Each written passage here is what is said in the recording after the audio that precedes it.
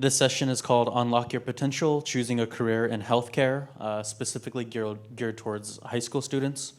It is my honor to be the moderator for this session. This is a huge line of work and huge thing that I'm passionate about, being able to inspire and have conversations and work with young prospective students to introduce and support and help them through these career fields. I'll read our session overview and I'll speak a little bit more about it, and then we'll get right into our panel. The healthcare field offers a broad variety of rewarding career paths. This discussion will delve into different professional paths and provide students with guidance on how to prepare for their chosen pathway.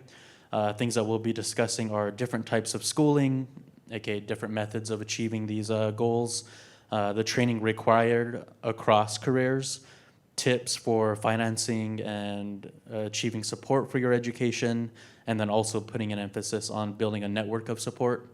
But a big overarching theme that I really want to place from our last panel as well as this panel is that myself and every one of our panelists and pretty much everyone that you'll meet and speak to and learn from this week, we've all been in your shoes, we've all been in your seats, we've all been exactly where you were at, especially when we were in high school. We all had our dreams and our motivations and our commitments and the things that we've cared about. And I remember being and attending conferences like this at a very young age and seeing people up on this stage, especially Indigenous people, and kind of like feeling intimidated a little bit and thinking to myself, like, I can never become that, I can never do that. And speaking to you from the stage, it's actually, pretty easy.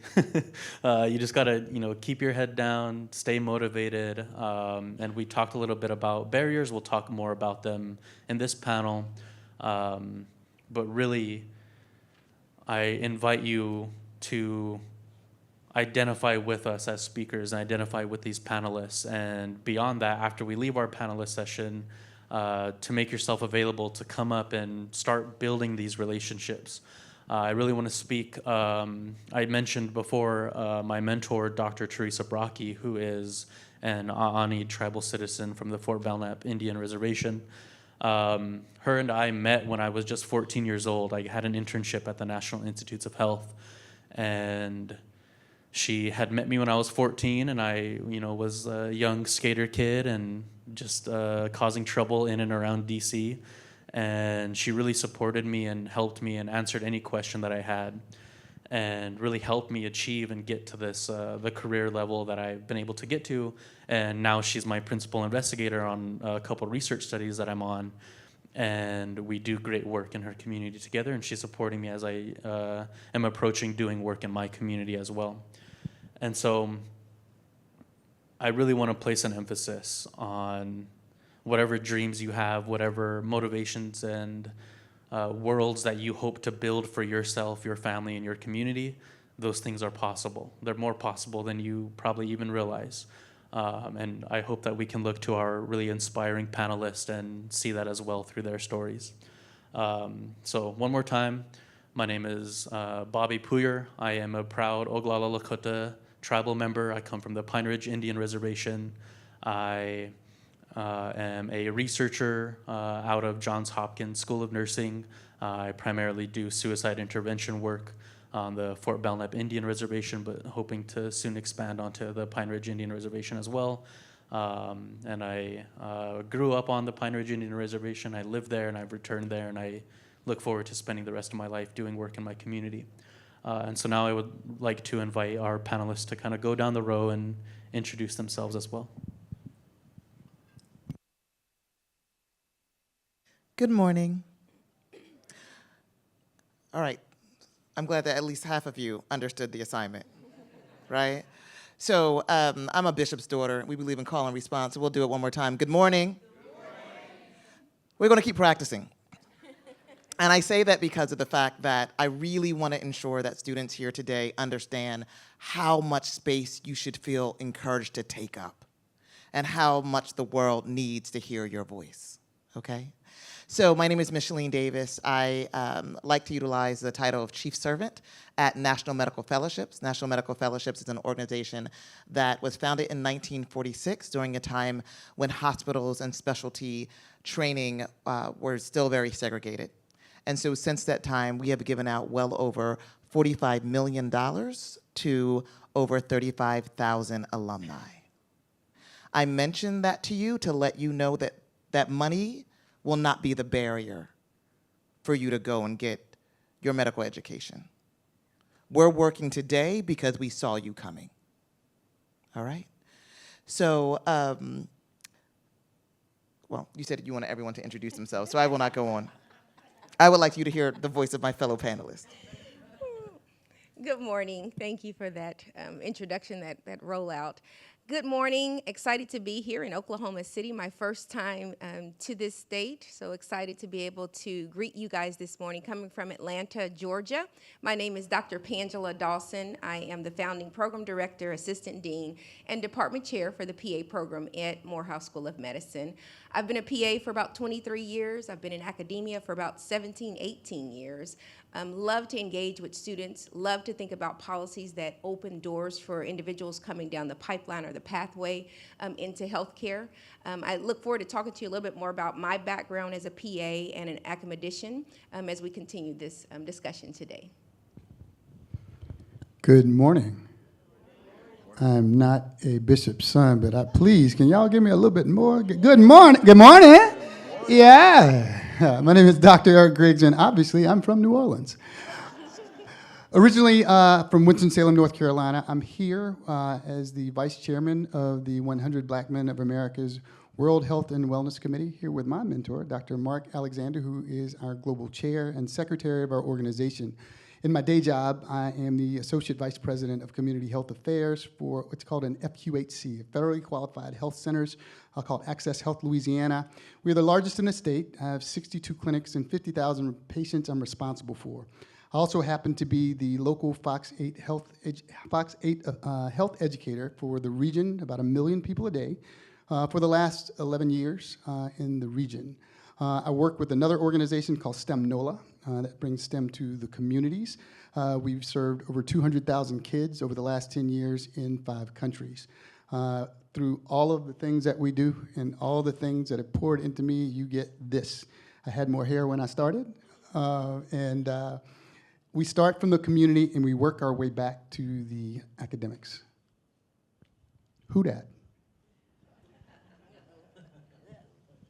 Greetings, I'm Mike Leventhal. I'm the Director of Operations for Men's Health Network, and I've been in that role for 21 years. I've been working across the state of Tennessee primarily, but also I've been doing some work across the country promoting the health of men and boys. Men's Health Network is a resource and advocacy center. We are the country's leading resource center for the health of men and boys, and I'm just pleased and privileged to be a part of this distinguished panel. It's a real honor to be here, and I'm looking forward to sharing my wisdom with you all on how to be more involved in the public health landscape of your community. Good morning, everybody. Oh, see, we're getting there. My name is Amanda Pears Kelly. I'm the Executive Director of the Association of Clinicians for the Underserved. So we are a Washington, D.C. based national membership organization.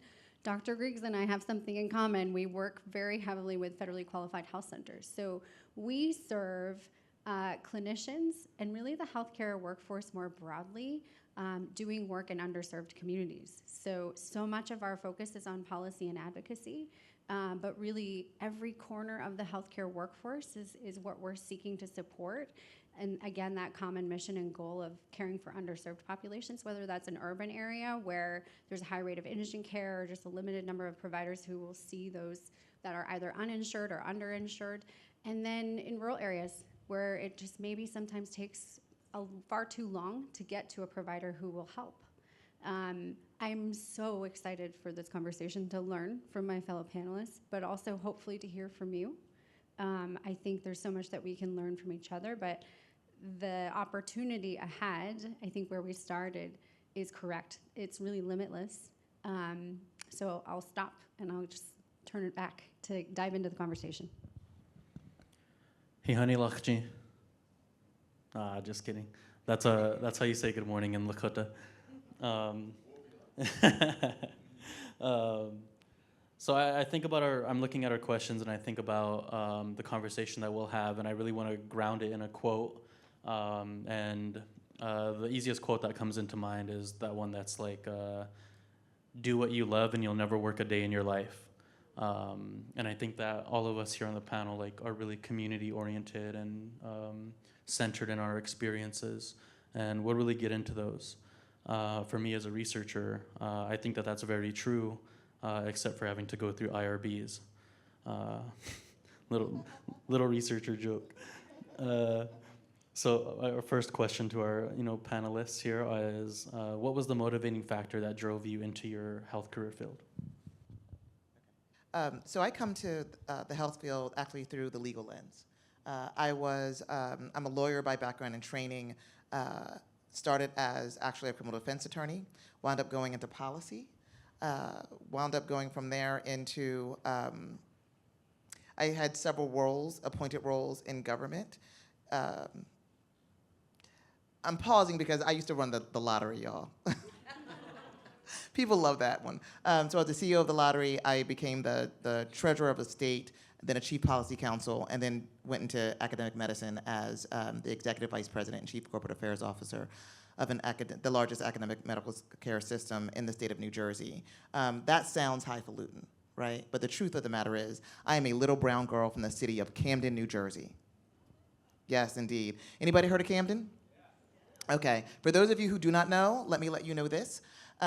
Because all of that is a story, like the real glory of it was actually earned in the trenches. Camden was literally listed as the most dangerous city in all of America when I was growing up. It is one of the most poverty-stricken cities in the 14th wealthiest state.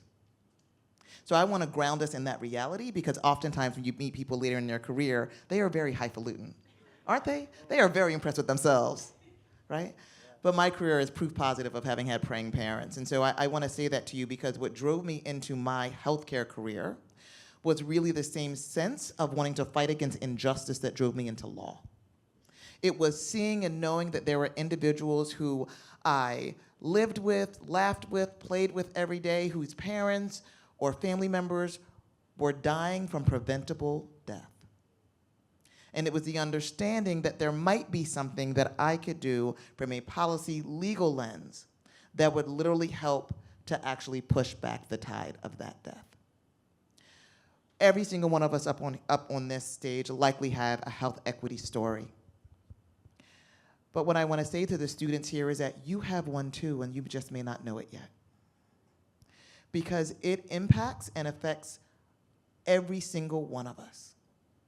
So I had a cousin who was a delivery nurse who herself was set to deliver a child.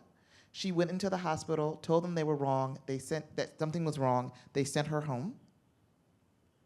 She then went to her OBGYN, who sent her back to the hospital, where she worked and was a labor and delivery nurse, and they sent her home. She came back in the middle of the night, and the baby left the hospital, but my cousin never did. So for me, there was something that was not just about the care that she did not receive. So that is what brought me into the healthcare field. So as I'm listening to what you just offered the audience, I usually have this canned answer for this question. Why did you become a PA? By the way, how many folks in the audience know what a physician assistant is? That's usually a good place to start. So some of the room not really familiar with what a PA is. And so hopefully we can get to that in the next question that's coming up. I don't want to use this time to kind of dive into the profession itself. My canned answer, I'm going to tweak it a little bit today.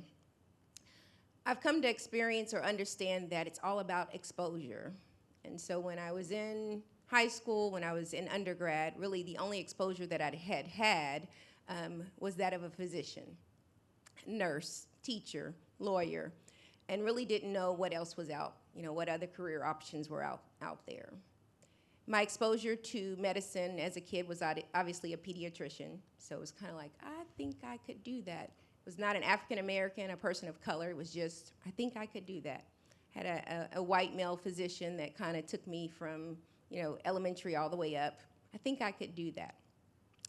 The other thing was watching my mother, who actually wanted to become a nurse and was not afforded that opportunity because she had to take care of her kids, watching her play nurse to two of her older brothers. And so I would watch her. They were two brothers that were both in wheelchairs. They were paraplegics. And so I would watch her go to the nursing homes. We'd sit for hours. I'd see the nurses and the doctors coming in and out of the room. And again, I'm saying, I think I could do that. Oftentimes what I hear students say when we do interviews is, I want to help people. And usually my response back to them is, you could help people in a number of different professions, but why healthcare? Why healthcare? Why is this the avenue for you? We could put you in any other stream, any other career path, and you do just perfectly that, and that is help people. I found that experience and exposure make the difference. If I had not seen my mother in those roles, if I had not sat by the bedside of my uncles, right there with my mother, seeing again some health inequities take place day in and day out, I probably wouldn't be here today. I probably wouldn't be a physician assistant, nor would I actually be in academia. So when I think about my role, I think of, yes, there's a provider in me, there's a clinician in me, but then there's also this educator, there's this advocate. And so you have to think about exposure to all of those things. My exposure as far as an academician was mentors. I had individuals reach out and say, have you ever thought about becoming an educator? Have you ever thought about coming back, earning your PhD? We will help you do that. And initially the answer was no, hadn't thought about it, don't want to do it. I've done enough school, I love what I do, clinician is enough for me.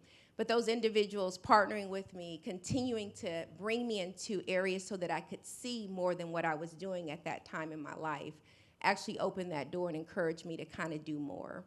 So again, I see my role as multifactorial, if you will. So on the one hand, it's about patient care and making sure that I continue what got me in the door. But then also thinking about creating opportunity for individuals who can also come behind me and do that very same thing.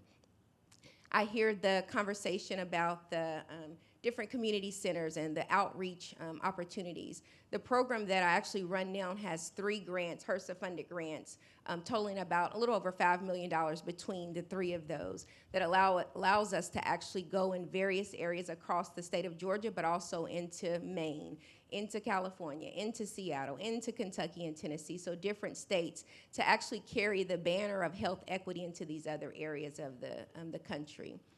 So I'll stop there. Again, exposure and experience to me is really what makes the difference. And as I'm looking around the audience and I'm trying to identify who are the high schoolers in here, because some of you guys look like you are out of high school. You've been out of high school for a little while. I'm hoping that what you gain from this conversation today, you feel a sense of responsibility to take it back to some high schooler that you know and say, hey, I found out some information that might be important and might change your life. Wow, that's a lot to follow up. I'll start with, there's a saying that when the student is ready, the teacher will appear. When the student is ready, the mentor will appear. And there's another term that I want to address. It's called generational trauma. We need to change our narrative around that word and call it generational traditions.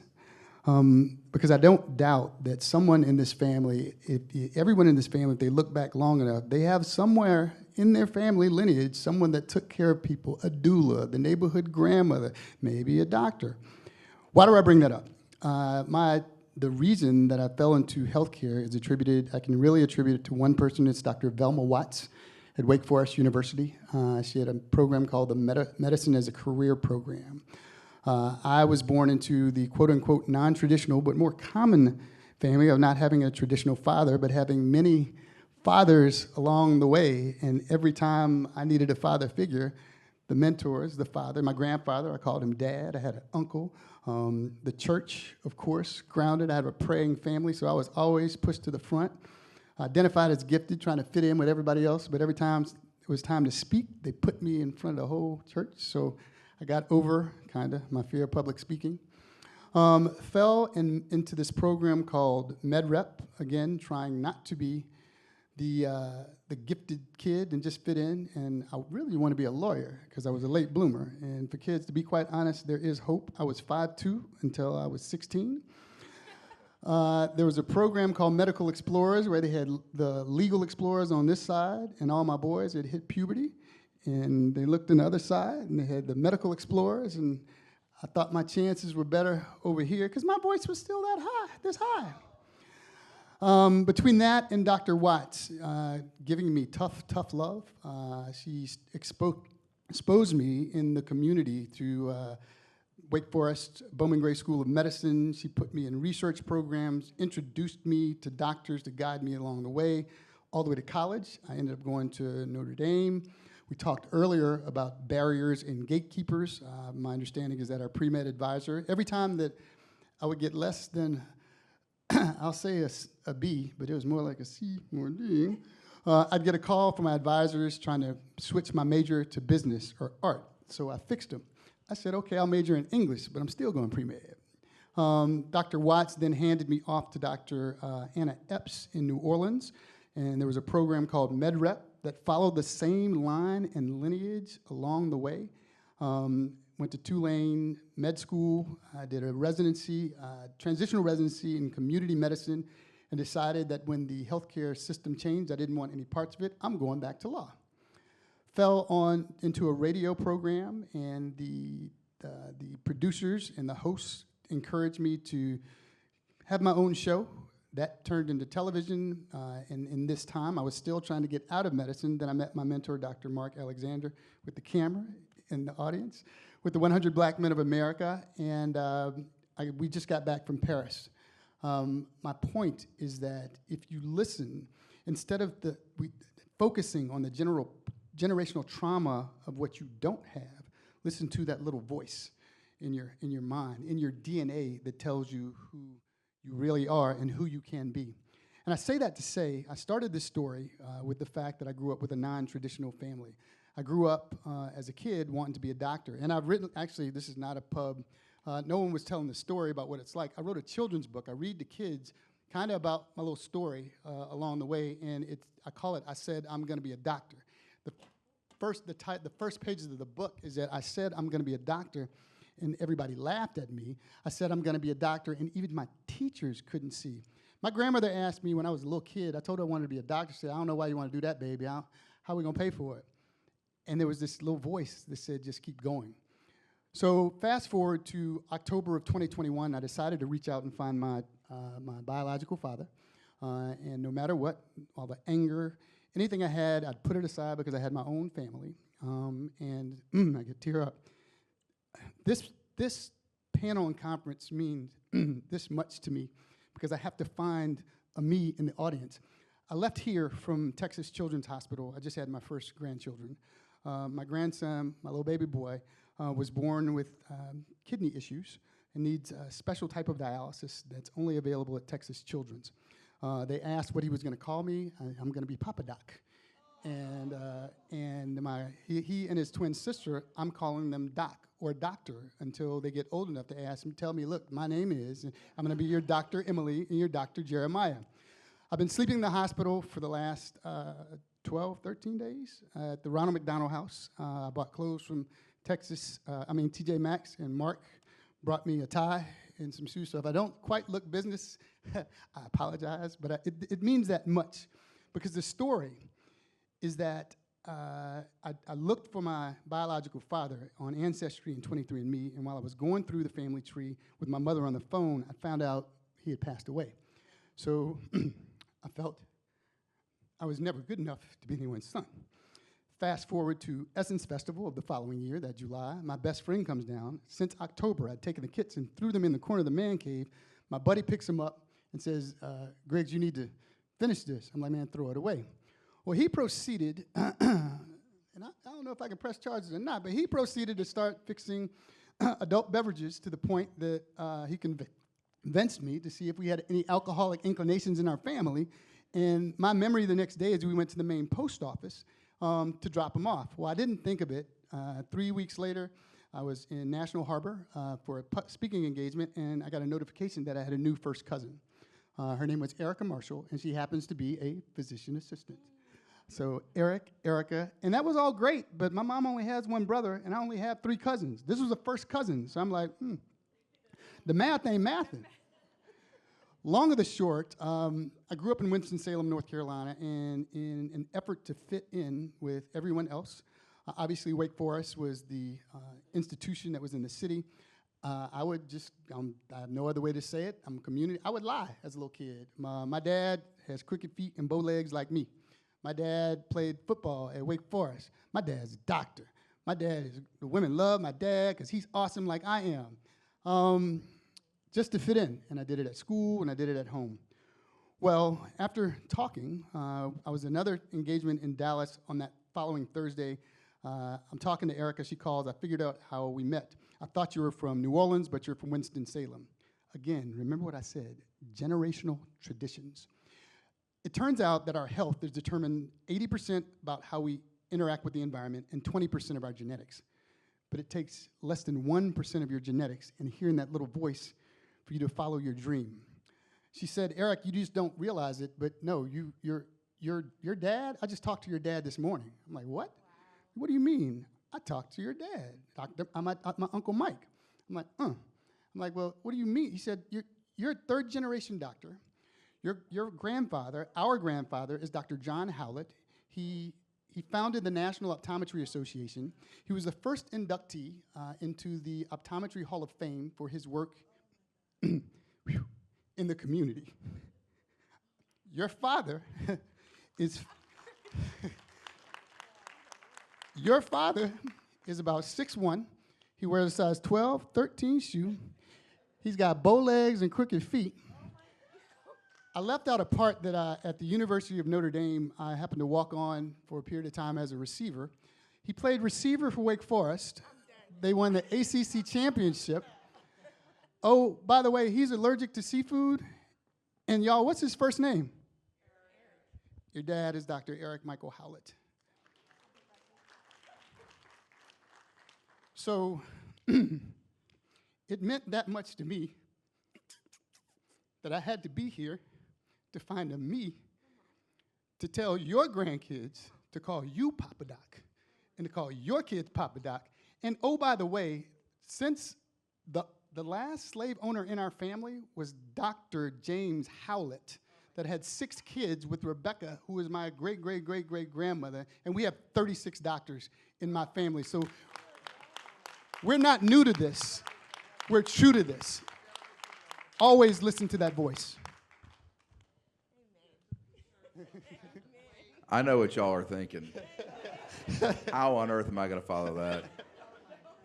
But I've been sitting here thinking as I've been listening to Dr. Griggs talk, and I got a confession to make. I don't have a background in healthcare. I don't have a background in public health. I got on my journey in my career through communications, marketing, and political work. I come from a political family, and my father was diagnosed with prostate cancer when I was a senior in college. This is way back when the internet was just in its beginning stages. And so I immediately went to the internet to find out more information about prostate cancer, and I stumbled upon a small little nonprofit organization based in Washington, D.C. called the Men's Health Network. And I called them up and I said, hey, listen, my dad's got prostate cancer. What can I do? I live in Tennessee. Is there any resources for me? Are there support groups? I just had a bunch of questions about the disease because I didn't know much about it, because I was in college and I wasn't thinking about prostate cancer.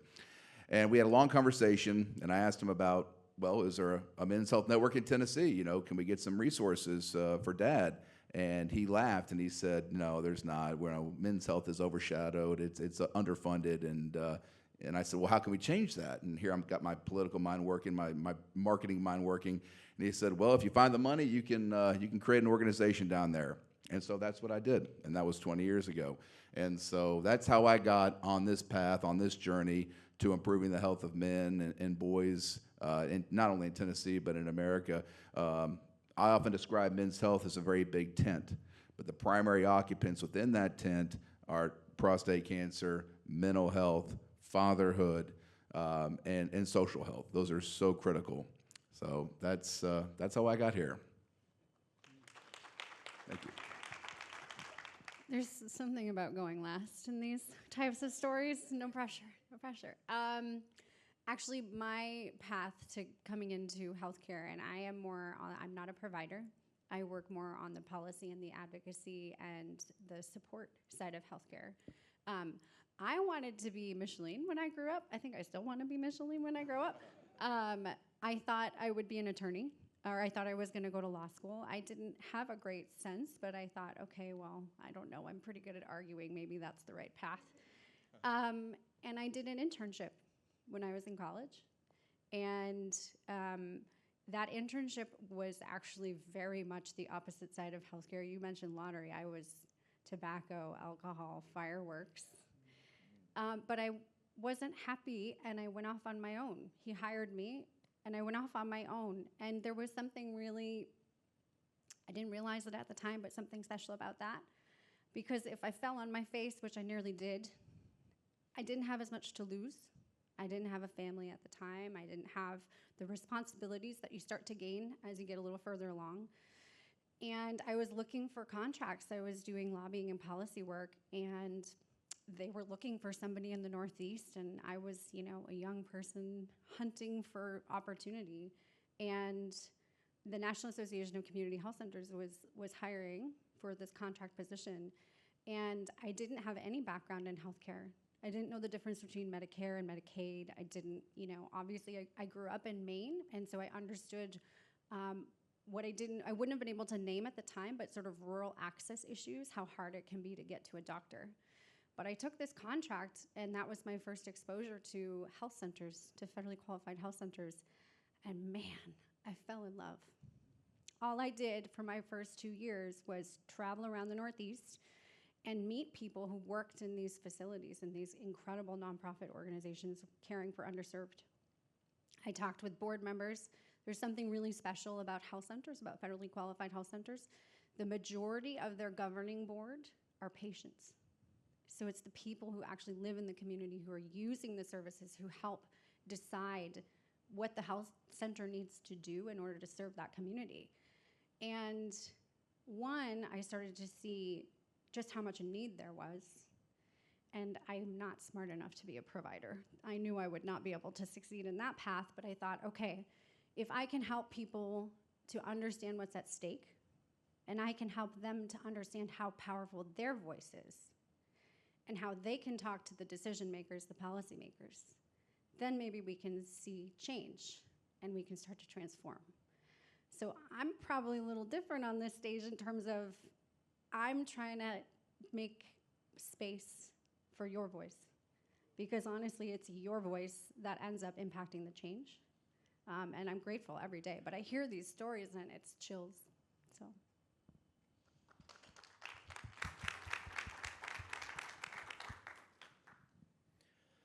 First off, thank you, everyone. Really powerful, each of you.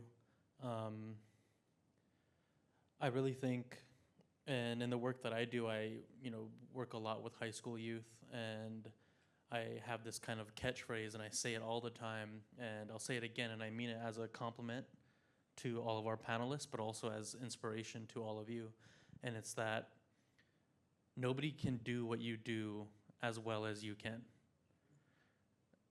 Taking into account your experiences, the communities that you belong to, your background, your ancestral timeline, the things that you've inherited, the things that you have done and will do, nobody could come into your community and do what you can do as well as you could.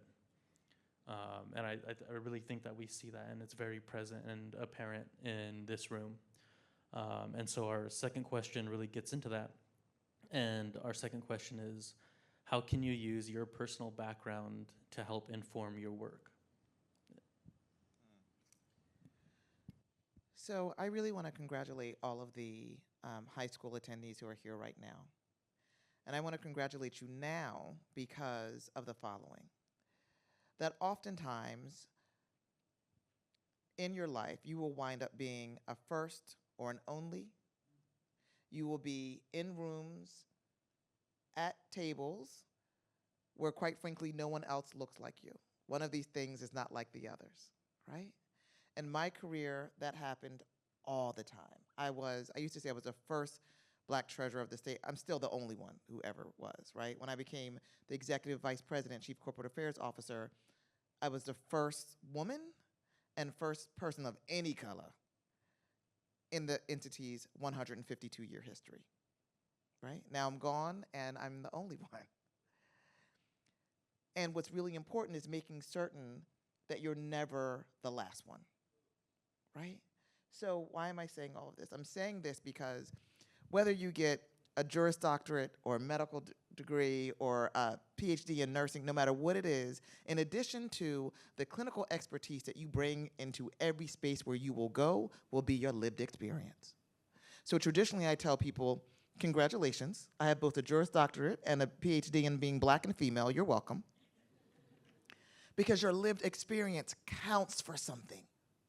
It is amazing to me how many students I speak to who have a level of guilt or shame because they came to us from a background of what they believe is lack, because they're looking at it through a lens that the world provides. If you have gone through something, if there was ever a time in your childhood when your family did not have enough resource about something, congratulations. That means that you're actually positioning yourself to become a chief strategist for something else. Because see, your family figured out a way to still get you fed, although resources were low, right? Now the lights might have got turned off, right? But you still made it here today.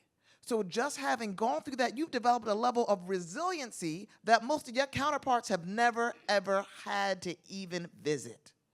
You are so much more prepared for the fight of academia, for the fight of healthcare workforce development. You are so much more prepared than you think you are. And I often say, when you walk into those spaces, lots of times people will look at you like, why are you here? I need for you to become bilingual. I need for you to understand how to translate that. What that really means is they're afraid that you'll be their boss. What that really means when they look at you and they're kind of just like, you don't belong, it really means I'm afraid of you. Because you must be that much brighter. You must have an inherent gift. You must have mastered discipline, right? And so I just want to make certain that I say that to you, right? There will be many times when you are the only, shine bright. Don't you ever put your candle under a hill. Don't you ever hide how truly bright you are, because there will be environments and opportunities which they will lend themselves to an attempt to make you do so. When the truth of the matter is that everything about your background is happening for you, not to you. You will be prepared.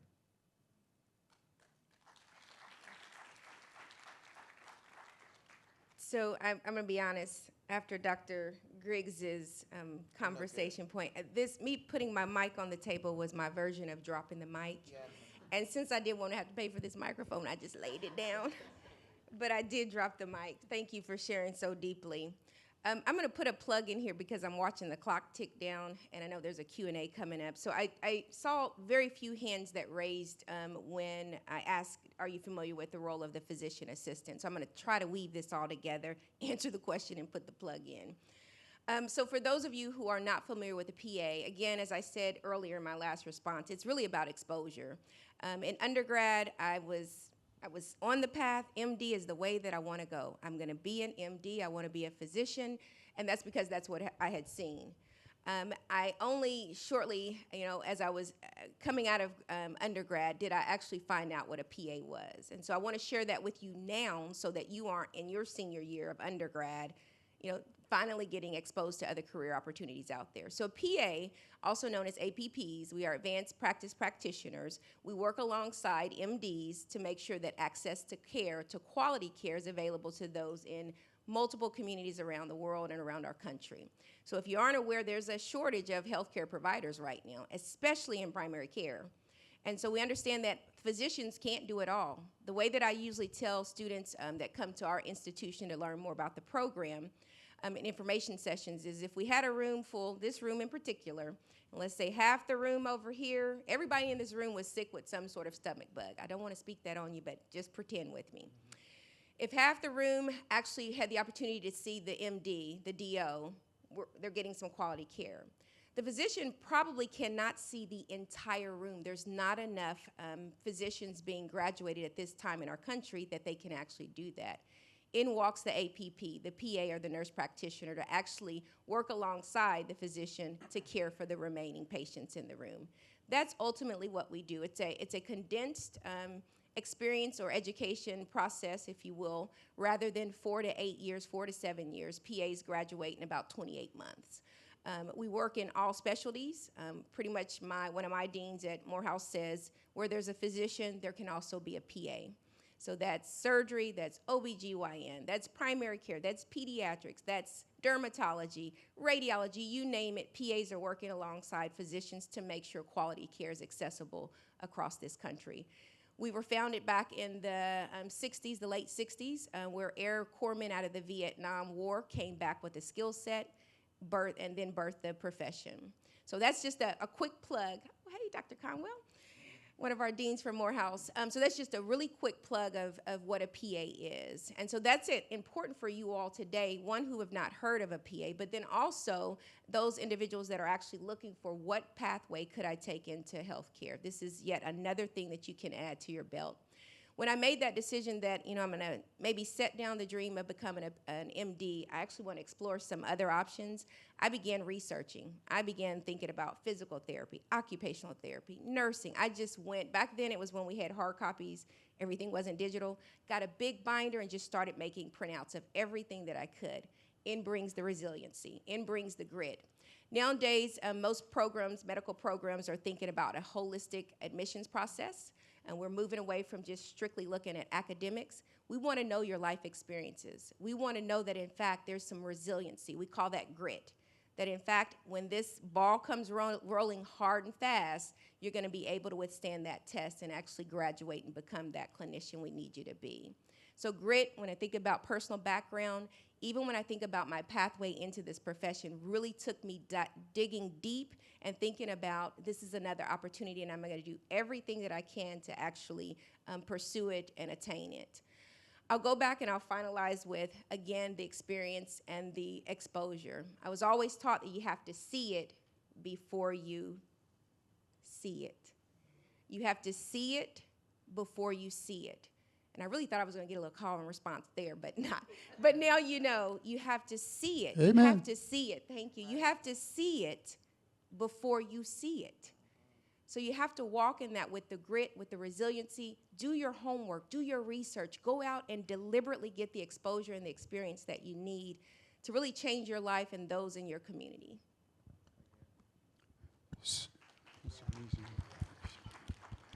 So again, I want to make sure we have the time for questions because that's a big one. My advice would be to what I tried to practice is be 100% not only of where you are, but who you are.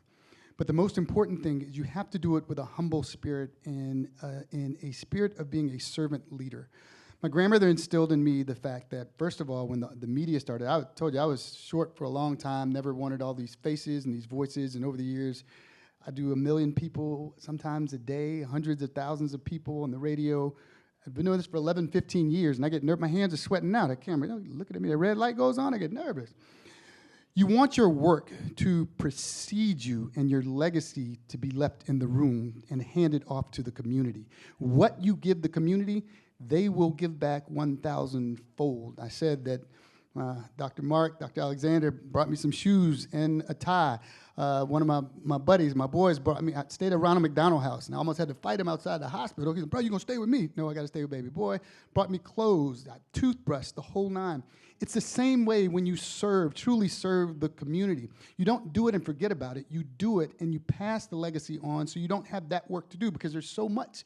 We all have a space.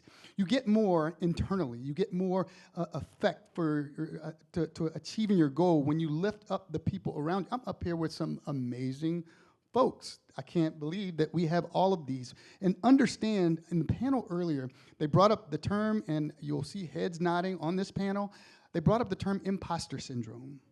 You'll feel like you don't belong.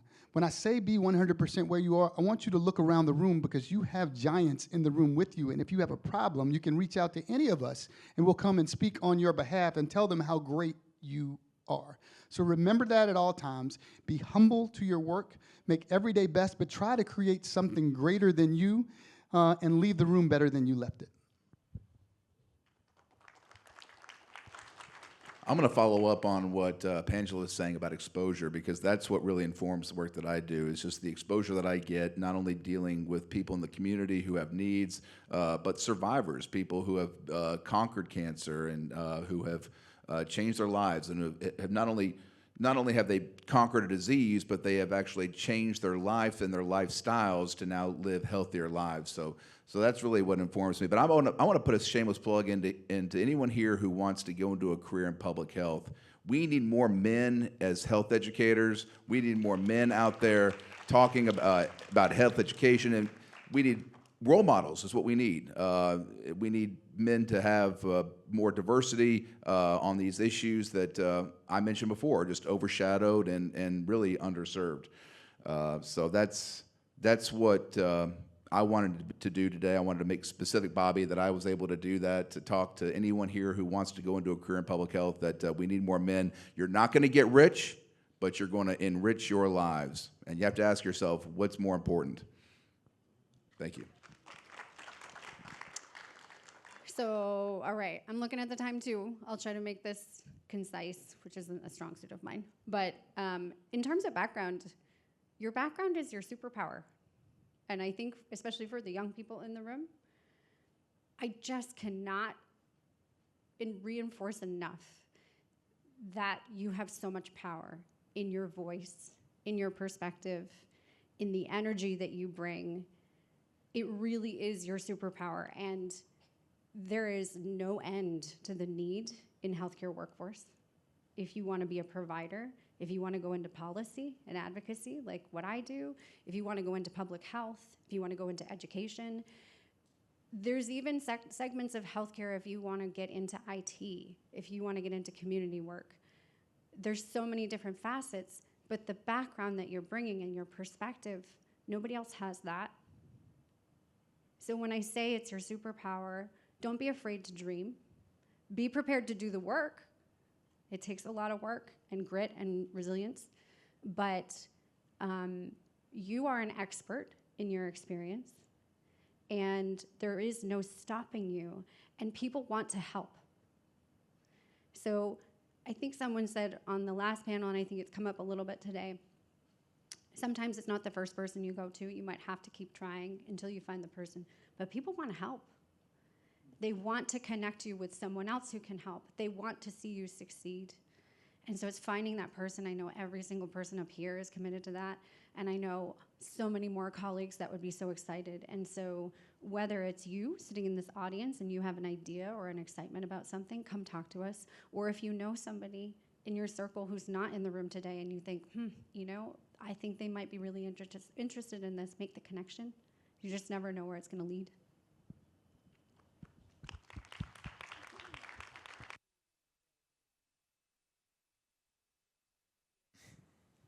I would like to really quickly ask for a final thought from each of you before we get into our Q&A. And I really want to ground it in that like really common saying of be who you needed when you were younger. But a final concluding thought for us that I want to ask is, how can high school students best prepare if they are interested in pursuing a health career?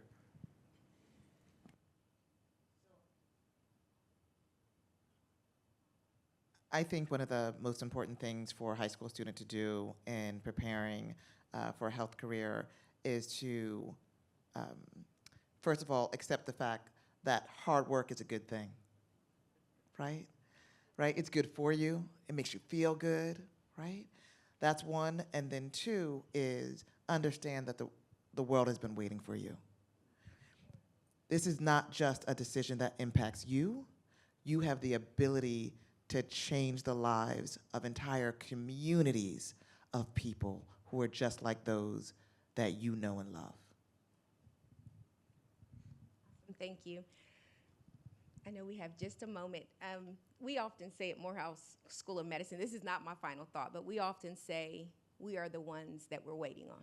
Yeah. So to know and see yourself that you are the answer, but that's not my final thought. Here's my final thought. So I'll be honest, when I have this bag in the back, it's too heavy, 2 laptops, way too much stuff in it, and I'm carrying it down the steps. This is just this morning. I'm carrying it down the steps, heels and all, and I've got a glass of water, I've got my purse in this big bag, and someone says, do you want me to help you? Do you need some help? And I'm like, I can get this. I got a cup, I got my purse, I can do this. And I had to pause and say, it's better to let this young lady help me down these steps than me to take a trip down the steps rolling. And so I give you that visual of me having to step back and say, yes, I need some help. Would you mind carrying this while I get down this step safely? I say that to say, my food of thought for you is to recognize that you're gonna need help to do this. That own that, humble yourself enough to say, no matter how much grit and resilience is there, open yourself up to understand that it's okay to get support. Typically, that support can look like a mentor, a coach, and a sponsor. Do a little homework to find out what the differences are in between a mentor, a coach, and a sponsor. Quickly said with just no time left, mentor pretty much tells you how to do it, tells you what to do. You need to learn how to suture, they're gonna teach you, they're gonna mentor you, teach you how to do that. A coach is gonna tell you how to do it. So what to do and how to do it. Think about a basketball coach, free throw shots. Teaches you how to do it, builds resilience, builds diligence, dedication. That's your coach. And then your sponsor is gonna be talking about what you're doing, even when you're not in the room. She's a great free throw shooter. You'd need her on your team. Go do your research on a coach, a mentor, and a sponsor. Allow those folks to wrap their arms around you and get you over the finish line.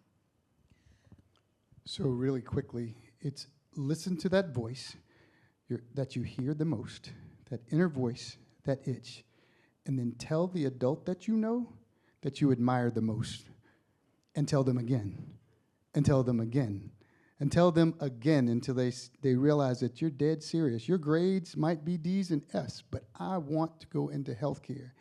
How do I do it? Will you help me? And if they say no, find another one. One of the things that if you want to go into a career in healthcare, you're doing it right now by attending this conference. I would suggest also joining professional associations, networking, volunteering. That's a big way to find out if this is a passion of yours, if this is your purpose. Every nonprofit organization out there would love to have you come in and shadow one of the executives or just some of the people who work day to day there to see if this is the type of career field that you really want to go in. But join. I was a joiner. I joined everything. Networking is critical. And if you're going to do something, follow through and show up and have a positive attitude. Did I mention I don't like going last? I would echo what everybody said. I would also just say everybody's approach is different. You might be somebody who wants to have a 5-year plan, and you might want to have it all mapped out, and that's okay. And sometimes that works out. Most of the time it doesn't. Lots of twists and turns, failures, obstacles, barriers. But every single one of those things, you learn something. It makes you stronger, and it shows you maybe a direction you didn't even realize you were better to be on. So believe in yourself. Sounds so corny, but believe in yourself. Don't be deterred when those twists and turns happen. And for me, I'm not a 5-year plan person. That used to drive me crazy when people ask that. I'm somebody who thought, well, I know these are the things that I like, and this is the direction generally that I want to go in. And then I relied on all of these people that helped me along the way to help get that clarity. But just believe in yourself and don't be deterred.